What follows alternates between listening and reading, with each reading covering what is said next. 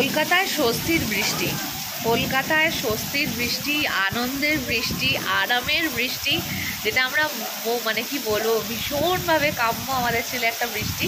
আর বিশ্বাস করো এই বারান্দার সামনে দাঁড়িয়ে পুরো জামা বৃষ্টির জলের ছাটে ভিজে যাচ্ছে, কিন্তু তবুও সামনে দাঁড়িয়ে আছি যে ভিজি ভিজি।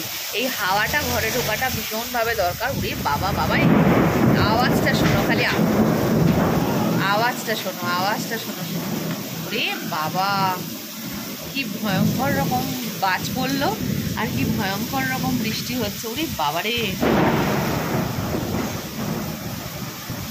প্রচন্ড বাজ পড়ছে। বাবা বাইরে যেও না, বাইরে যেও না, হাওয়াটা খালি ঢুকুক, বাইরে যেও না। জামাটা তোলো, জামাটা তোলো। রে বাবা, আমি শুধু আরে বাজ পড়ছে। উফ, কারা কারা এই বৃষ্টি কোথা থেকে দেখছো তারা প্লিজ আমাকে মেসেজে জানাবে যে কারা কারা এই বৃষ্টি দেখছো, আর কাদের কাদের কাছে এই বৃষ্টিটা মোস্ট অ্যাওয়েটেড ছিল, আর কারা কারা এই বৃষ্টিটাকে ভীষণভাবে আনন্দ পেলে। মানে কি বলবো, ভাষা ভাষা হারালো, কলকাতাবাসী ভাষা হারালো। এই ঠান্ডা প্রত্যেকটা ফোঁটা বৃষ্টি এত এত মানে কি বলবো, এত আরাম আর এত আনন্দ নিয়ে এলো যে আমরা ভাষা হারাচ্ছি, ট্রুলি আমরা ভাষা হারাচ্ছি।